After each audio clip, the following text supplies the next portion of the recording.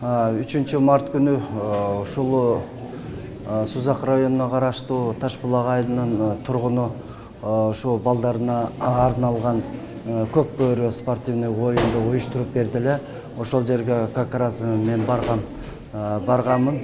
Ал жерде эки жактан келген баягы спорт оюнун сүйгөн палвандар келип ошол жерде чаап атышты эле.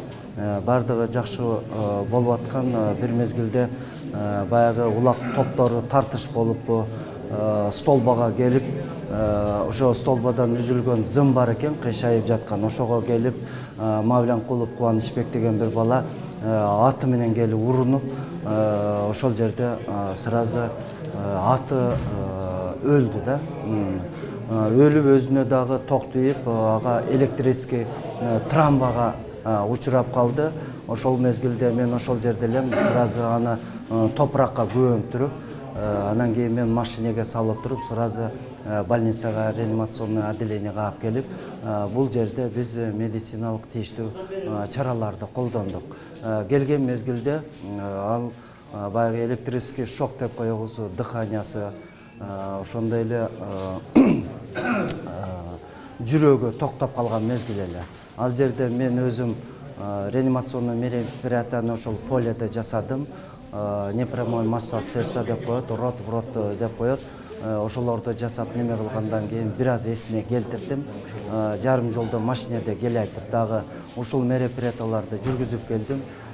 Келайтып соткада реанимационный отделениеге байланышып айттым, что реаниматологдор жылбай тургула, себеби мен азыр электрический травма менен бир пострадавшийди алып кетип атам дедим эле. Келсем бардык врачтар, ошол медициналык кызматкерлер күтүп турушкан экен.